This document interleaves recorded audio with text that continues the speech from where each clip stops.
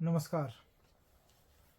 क्षमा करें, फिर से अपनी बकवास लेकर आपके समक्ष अपनी बात रखना चाहता हूँ। आज हाउस अलॉटमेंट की मीटिंग के बारे में मैंने आपको बताया था, फिर से बात करना इसीलिए ज़रूरी लगा कि आज जो हाउस अलॉटमेंट कमेटी की मीटिंग में हुआ, एक तरह का भद्दा मजाक है। भद्दा मजाक हमारे कैडर के लोगों के लिए है। हमारे कैडर में चाहे वो पर्सनल स्टाफ है, चाहे वो क्लास 4 स्टाफ है, चाहे वो जो शिमला में स्टेशन फील्ड का स्टाफ है, चाहे वो कोई भी स्टाफ है जो जेन्युइनली शिमला में रह रहा है, उनके साथ भद्दा मजाक है।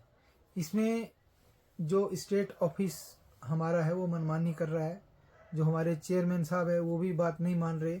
देखिए, पिछली बार जब अलॉटमेंट हुई थी तो इन्होंने अर्बन डिवीज़न के जो स्टेट ऑफिस है कुछ लोगों के नाम ऐड कर दिए थे। तो मैंने एक रिप्रेजेंटेशन दिया था, उसमें मैंने लिखा था कि नियम के अनुसार जो सीनियरिटी लिस्ट है, आप नियम पढ़ें, उसमें बड़ा क्लियर लिखा है कि जो सीनियरिटी लिस्ट है वो जनवरी में बनेगी और वो अपडेट क्वार्टरली होगी, और जिस डेट को सीनियरिटी लिस्ट अपडेट होगी उस डेट के पिछले महीना जो होगा उसके 15 पिछले महीने की 15 तारीख तक की जो एप्लीकेशंस है उसमें वो एप्लीकेशंस ली जाएंगी। तो वो मेरी बात मान ली गई और वो जो अर्बन डिवीज़न के जबरन लोग डाले गए थे उन लोगों को सीनियरिटी लिस्ट से हटा दिया गया। लेकिन देखिए, स्टेट ऑफिसर महोदय और जो हमारे सीसीएफ महोदय हैं वो किस तरह से इसको ले रहे हैं। उन्होंने बताया कि जो क्वार्टर एंड पे अगर हम पिछले क्वार्टर के सेकंड क्वार्टर के एप्लीकेशंस ले रहे हैं तो मकान भी हम सेकंड क्वार्टर तक जो खाली होंगे उन्हीं मकानों को लेंगे। ये बिल्कुल गलत है, क्योंकि बड़ा क्लियर लिखा कि सीनियरिटी लिस्ट का मतलब जो एप्लीकेशंस की सीनियरिटी लिस्ट खाली मकानों की थोड़ी होती है। खाली मकान तो अलॉटमेंट के 2 दिन पहले भी अगर खाली होगा तो वो आप अलॉट करेंगे, क्योंकि सरकारी खजाने पे हम जो नुकसान नहीं डालना चाहते। जो पिछले 2 दिन पहले भी जो खाली हुआ होगा वो भी आपको खाली मकान अलॉट करना होगा। लेकिन उनका कहने का मतलब है अगर सीनियरिटी लिस्ट पिछले क्वार्टर की है तो मकान भी पिछले क्वार्टर को जो खाली हुए वो मकान जो है वही अलॉट किए जाएंगे। तो इस तरह की मतलब बचकाना और इस तरह की बिना सोचे समझे बात कहना, और अपने स्टेट ऑफिस अपने मन की बात करेगा। मेरे अलावा हमारे और मेंबर भी थे, वो भी उन्हीं की भाषा बोल रहे थे, लेकिन बड़ा क्लियर है उसमें सीनियरिटी लिस्ट की बात की है। सीनियरिटी लिस्ट फॉर अकोमोडेशन तो अगर बकेट हुई है 2 दिन पहले वो भी ले लेनी चाहिए। लेकिन एप्लीकेंट, अब वो बोले जी एप्लीकेंट जब पिछले ले रहे हैं, पिछले एप्लीकेंट को हम मकान इसलिए देते हैं कि जो नए क्वार्टर में आएंगे उनको आगे जो मकान खाली होंगे वो मिलेंगे। पिछले मकानों से उनका कोई लेना देना नहीं है। तो इस तरह स्टेट ऑफिस अपने लोगों को एडजस्ट करने के लिए, आज भी जो मैंने आपको सुबह बताया था, एक टाइप 1 का मकान और 2 टाइप 2 के मकान भरे नहीं गए हैं। और इसके साथ साथ पहले हम ये करते थे कि जो मकान खाली होता था वो जो किसी और को अलॉट हो जाता था वो हम कर देते हैं, उस मकान को टू बी वेकेटेड बाय कर देते थे। उसको मैं समर्थन करता हूँ, क्योंकि कई बार क्या होता है जिसको मकान अलॉट होता है वो मकान खाली नहीं करता, और जिसको मकान जो उसमें जिसका मकान दूसरा आदमी उसमें आना चाहता है उसको वो वंचित रह जाता है और सीनियरिटी लिस्ट में वो थोड़ा पीछे हो जाता है। तो वो हमने माना उसको कि ये ठीक है कि अगर टू बी वेकेटेड मकान है वो अगले क्वार्टर में आ जाए कोई बात नहीं, पर जो खाली मकान है वो दे दिए जाने चाहिए थे। लेकिन अपने चहेतों को अकोमोडेट करने के लिए 3 खाली मकान फिर भी खाली छोड़ दिए गए। तो मेरा काम पुरजोर तरीके से जब तक मैं हूँ अपने काडर और शिमला में, काडर ही नहीं शिमला में जितने भी क्लास 3 एम्प्लॉई है, हमने फील्ड स्टाफ के कर्मचारियों का भी विरोध नहीं हम करते हैं। मैं आपको बार बार कह रहा हूँ, जेन्यूनली जो पोस्टेड है, आज भी फील्ड स्टाफ के बहुत सारे लोगों को मकान मिला, और अगर आउट ऑफ टर्न में किसी को मकान मिलता है तो उसको भी कमेटी कंसीडर करती है। तो एक तरह की मनमानी जो है करने की कोशिश की जा रही है। अगर आप लोग, मैंने बोला था आप आइए, कोई भी नहीं आया, एक भी आदमी नहीं आया, तो इसका मतलब मैं सब लोगों की नज़रों में बुरा बनूं, मेरे खिलाफ मुझे आप चुनाव में मुझे हराना चाहते हैं। आज स्टेट ऑफिसर बोलते हैं जी आप तो गलत तरीके से बैठे हुए हैं हाउस अलॉटमेंट में। स्टेट ऑफिसर की इतनी हिम्मत है, देखिए, कि वो हमारी एसोसिएशन में भी इंटरवीन कर रहे हैं। वो बोल रहे हैं कि आप गलत है, आपका तो टेन्योर खत्म हो गया है। वो कौन होते हैं हमारी एसोसिएशन के बारे में बोलने वाले? लेकिन मुझे ये ऐसी ऐसी बातें भी सुननी पड़ती हैं। और मैंने जब एक वन रक्षक की बात की, जो वन रक्षक बिलासपुर सर्कल के हैं, उनको मकान, उनको डीलिंग हैंड बना दिया गया। डीलिंग हैंड क्यों बनाया? और उनके साथ स्टपनी के लिए एक नए JOIT को ले आया ताकि ये कहें कि ये JOIT भी house allotment. Basically JOIT house allotment कुछ नहीं कर रहा, उसको तो स्टपनी बनाया, बेचारा नया लड़का है। लेकिन उसमें मैनिपुलेशन कौन कर रहे हैं? वन रक्षक महोदय। उनको हमने पहले इसलिए मकान दिया था पिछली अलॉटमेंट में, क्योंकि उस समय स्टेट ऑफिसर PCCF के अंडर था, और PCCF के ऑफिस में कोई भी वन रक्षक सीनियरिटी लूज करके भी आ सकता है। लेकिन वो जो वन रक्षक महोदय हैं वो बिलासपुर सर्कल के, उनको भी जब ये ट्रांसफर हुआ अर्बन डिवीजन को, तो उनको भी अपने स्टेट ऑफिस में अपॉइंट कर दिया, जो कि गलत है। उनको पोस्टिंग कर दिया।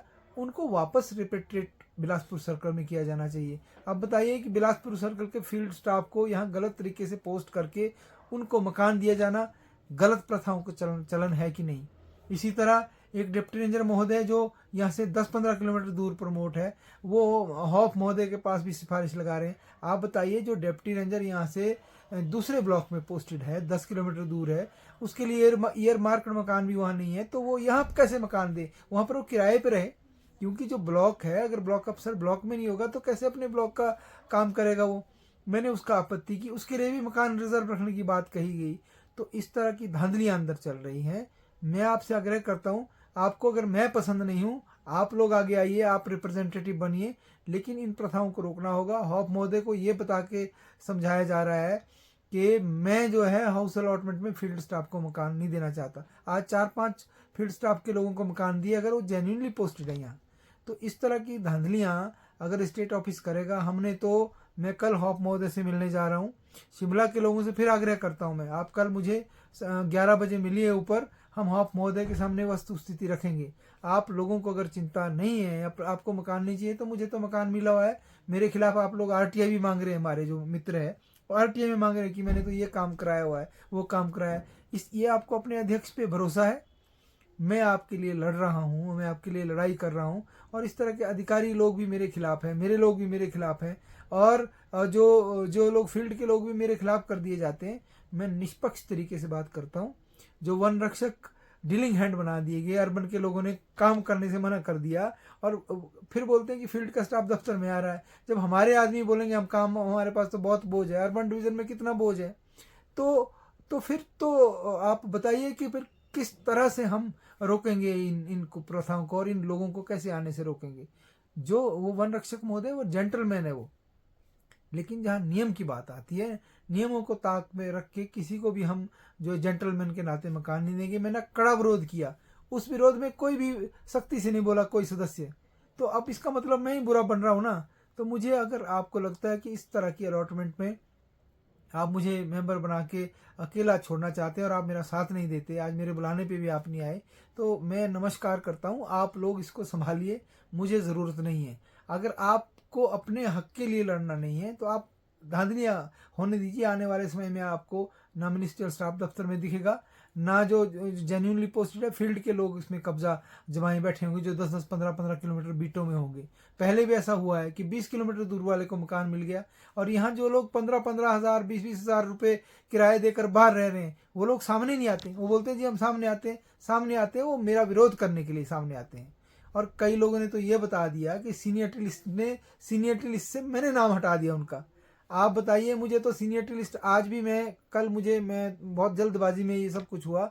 हम इसी क्वार्टर में अलॉटमेंट करना चाहते थे।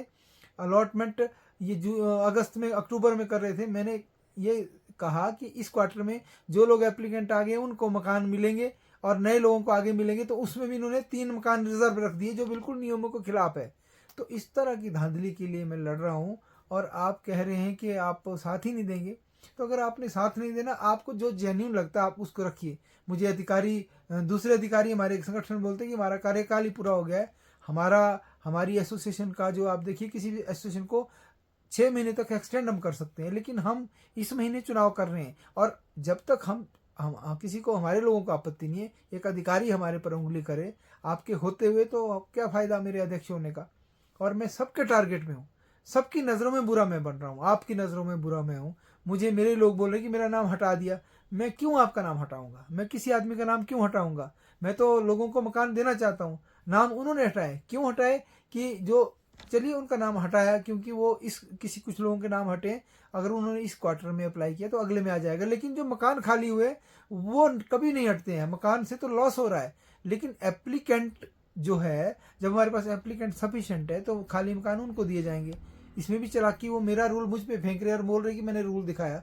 मैंने रूल दिखाया, उसमें पढ़िए, उसमें क्लियर लिखा हुआ है, अभी मेरे आसपास नहीं है, उसमें लिखा हुआ है क्लियर कि सीनियरिटी लिस्ट क्वार्टर के एंड पे बनेगी। वो सीनियरिटी लिस्ट की बात कही है, अकोमोडेशन की नहीं। सीनियरिटी लिस्ट फॉर अकोमोडेशन, और वो नहीं, अकोमोडेशन भी क्वार्टर, पिछले क्वार्टर की जो जून के बाद खाली हुए होंगे मकान वो नहीं आएंगे लिस्ट में। तो कितना गलत मिस इंटरप्रेट किया जा रहा है, कितना गलत फीडबैक दी जा रही है, और हॉप मोदे के सामने मेरी छवि खराब की जा रही है। ये बिल्कुल 3 मकान रिजर्व हुए हैं, और कुछ मकान जानबूझकर जो है रिजर्व रखेंगे, ताकि आने वाले समय में स्टेट ऑफिस के लोगों को गलत तरीके से अंदर किया जाए। इसके खिलाफ मैं जब तक अध्यक्ष हूँ मैं लड़ूंगा। मुझे कोर्ट जाना पड़ा कोर्ट जाऊंगा, मुझे आपका सपोर्ट चाहिए। कल मैं टॉलैंड में आ रहा हूँ, जो शिमला के लोग हैं वो कल टॉलैंड में हम एक उनसे मैं वार्तालाप करूंगा, हॉप महोदय के सामने पिक्चर रखेंगे। दूसरी बात, जो वन रक्षक महोदय बिलासपुर सर्कल के हैं, उन्होंने मुझे बताया कि फील्ड स्टाफ के जो मेंबर, जो हमने हॉप महोदय को नियम बता के उनको हमने कमेटी में से हटाया था, आग्रह किया था कि उनकी ज़रूरत नहीं है, फील्ड स्टाफ के लोगों को हम मकान देंगे। क्लास 3 का एक ही रिप्रेजेंटेटिव होता है, उनको जबरन गार्ड महोदय ने कहा कि डीएफओ साहब ने कहा है कि उनको ऐड करो फॉर इंफॉर्मेशन। आप बताइए कि वेलफेयर एसोसिएशन, फील्ड स्टाफ के एसोसिएशन का मेंबर उसमें होने की क्या जरूरत है? हमने 2 बार उसको हॉफ ने टर्न डाउन किया, उसमें भी मनमानी स्टेट ऑफिस कर रहा है। तो इस तरह आप देखिए, उसमें मेंबर उनको बुलाया गया जबरन। इस तरह की जो मनमानी हो रही है, मैं उसके खिलाफ हूँ। आप कल सुबह 10:30-11 बजे मैं टॉलैंड आऊँगा, आप लोग मेरे साथ चलेंगे हॉप महोदय से मिलने, तो आपको मकान मिलेंगे। नहीं तो धांधली वाली अलॉटमेंट हो जाएगी, फिर मुझे उसके लिए अगर न्यायालय की शरण लेनी पड़ी मैं शरण लूँगा। और मैं आपको बता दूँ, कोई भी आदमी जो ये सोचता है कि मैंने जानबूझकर किसी के खिलाफ किसी का नाम हटा दिया होगा या किसी के खिलाफ हूँ, मैं किसी के भी खिलाफ नहीं हूँ। मैं सभी को मकान देना चाहता हूँ।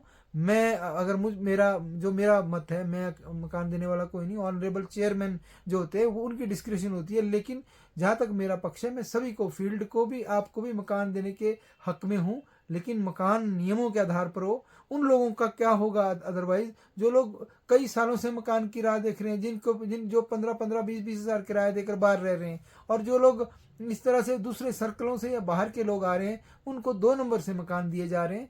मैंने इसका विरोध किया। अदरवाइज मैं सब छोटे बड़े आदमी को मकान दिलाना चाहता हूँ। तो कल हम इस अलॉटमेंट के खिलाफ हॉप महोदय से मिलेंगे, बातचीत करेंगे, और अगर इस तरह की धांधली रही तो हमने आग्रह किया कि आप प्लीज़ चेयरमैन को भी चेंज किया जाए, और जो स्टेट ऑफिस है वो भी किसी सक्षम अधिकारी को दिया जाए। तो ये धांधली मैंने आपके समक्ष लानी थी। अब मर्जी आपकी है, मेरे बारे में आप जो भी अनुमान लगाएं।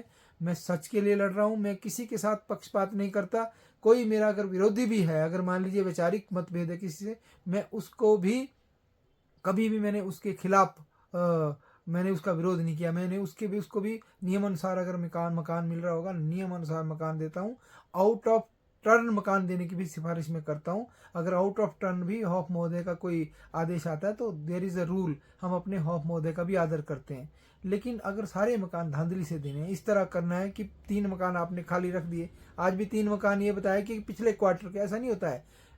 जो नए क्वार्टर में जो एप्लीकेशन आई वो सितंबर के बाद आएगी, लेकिन खाली मकान आपको अलॉट करने चाहिए। तो हम खाली मकानों को भी अलॉट कराएंगे। हम कल हॉप महोदय से मिलेंगे, आप मेरा साथ दें। नमस्कार।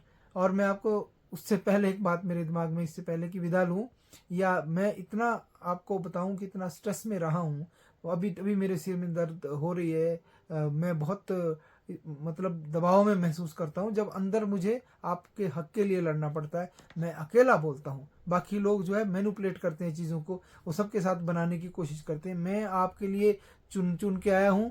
मेरा फर्ज बनता है कि जब तक मैं अध्यक्ष हूँ मैं बिल्कुल सही का साथ दूं और मैं आप लोगों के लिए लड़ूं। मेरा सिर्फ एक ही टारगेट है जब तक मैं हूँ, मैं अपने लोगों को, या जो शिमला में जेन्युइन लोग हैं, चाहे कोई भी आदमी है, अगर जेन्युइन लोगों को बाहर किया जाएगा और अपने चहेतों को अंदर करने के लिए इस तरह खाली रखे जाएंगे मकान, मैं उसके खिलाफ लास्ट तक लड़ूंगा जब तक मैं अध्यक्ष हूँ। उसके बाद आप संभालिए, आप जानिए आपको मेरा ये बर्ताव ठीक लगता हो, नहीं लगता ना लगता हो, पर मैं सच की लड़ाई लड़ूंगा और उसमें आप मेरे साथ ना हो। मैं ईश्वर को हाजिर नाजिर मानकर मैं ईश्वर के सामने अपने आप को रखता हूँ कि अगर मैं गलत करूँगा तो उसकी सज़ा मुझे मिलेगी, लेकिन मेरे होते हुए थोड़ा सा अगर आउट ऑफ टर्न मकान मिले वो तो हो सकता है, लेकिन सारी धांधलियाँ मैं बर्दाश्त नहीं करूँगा। तो कल हम सुबह हॉप महोदय से मिलेंगे और इस अलॉटमेंट में जो भी हमारी आपत्तियाँ हैं, जो खाली मकान छोड़ेंगे वो सब मकान मिलेंगे, और जो गलत तरीके से स्टेट ऑफिस के लोगों को अंदर डालने की कोशिश की जा रही है उसको मैं नहीं मानता। आपसे मेरा आग्रह है कि आप मुझे सहयोग करें। नमस्कार।